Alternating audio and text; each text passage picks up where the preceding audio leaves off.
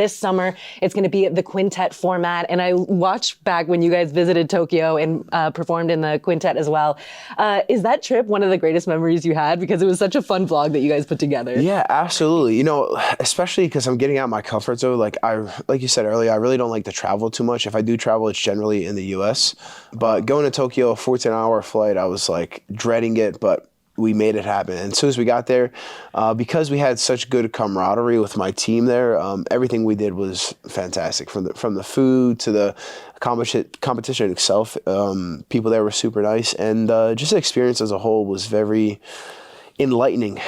I really enjoyed the food. I know I said this twice already, but the food in Japan was absolutely fantastic. And you know, if I went back there, I'd go back there just to eat some good grub. And then the competition itself was fantastic. A bit disappointed that I didn't get any submissions, but thankfully, Mr. Jones was there to pull us out of the gutter. So.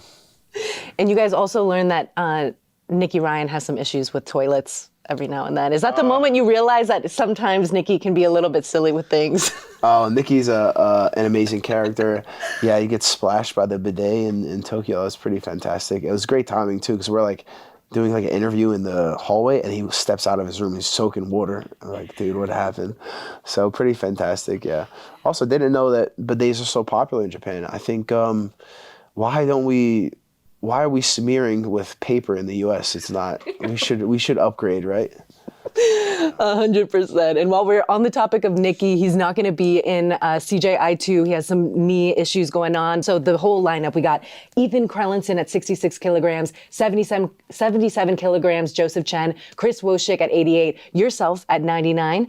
And then now the wild card officially announced, Victor Hugo. So can you give me a quick just your thoughts on the team as a whole, and then we'll kind of break them down each. Well, I think when it comes to teams, you're only as good as your weakest link. And man, it's hard to find a weak link when it comes to the B team. So we're pretty solid. Let's look at defense. Like all of our guys are going to be super difficult to submit in competition. And then we have a lot of guys that go for the mission consistently.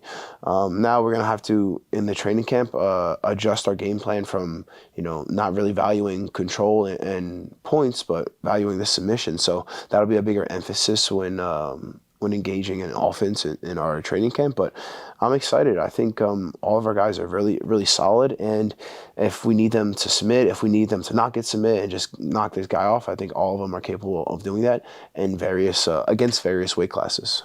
And Chris Wik is getting ready to teach the noon class. What is it about his game that you think will be specifically helpful for your guys' team? I know his leg locks are really starting to make waves, but is there anything else in particular? So I think just not many people know how good Chris is. I think that's like one of the best things about him. He's also very misleading because he wears glasses. He's a nice looking guy, but he doesn't look like a freak athlete. And he is very athletic, very intelligent, great gas tank, and he knows how to compete well. He also has the ability to break guys fast. We've seen it done before in competition where if you don't tap before there's tension, that leg is going to break. So, like a baseball bat. Like a baseball bat. So he's strong when he needs to be. He's very consistent in training and in competition, and he is not even just a submitter. He's a breaker. So that's scary to opponents. And we didn't get to see Ethan Krellinson in the last event, but how important is he going to be for you guys? Yeah, Ethan is a fantastic athlete. I feel like, especially in the last few weeks, few months, he's been really implementing diversity in his training, which I'm looking forward to seeing how that translates in his competition. Previously he was injured for a while, so he couldn't really couldn't develop or progress in a technical aspect. But where he paused technically due to injury, I believe he's grown mentally. I feel as if Ethan's developed a kind of the mentality needed to be successful in competition, and not just to be successful, but to just be confident, more confident in life, and not doubt himself so much. We have a few guys in the gym that are really talented, but sometimes they let negative self-talk get in their way. And I feel as if, once they start cutting out that negative self-talk, you really see this athlete blossom into what they really can be. And obviously the background with you and Victor Hugo now going to be on the same team and also sharing the training room. So how helpful is that going to be for you being able to work with someone that is also a heavyweight? Yeah, obviously Mr. Hugo, very talented. And yeah, I'm all about progress and, let's have the best team possible. And if that means, bringing in a guy like Victor Hugo, like, let's do it. We can help each other get better. And I'm all for it. Like I said, my main goal in the sport, obviously, like, titles and stuff are great, but I just want to see how good I can really get. I want to get absolutely as good as possible. And I'm far from what I will be, but I'm still pretty damn good right now. You are very, very good. You're the $1 million man. And you were the reason that it was such a show at CJI, getting the submissions and what people want to see. Do you think that CJI 2 is going to even blow the doors off of what the inaugural CJI 1 was? I'd say it's hard to do, but I'm confident that it will be a much bigger event, much bigger show. I think Craig has gotten an understanding from his first event, so he's gonna know, like, exactly how to push the limits. And then something about the team aspect is so intriguing to other people. It's still $1 million prize.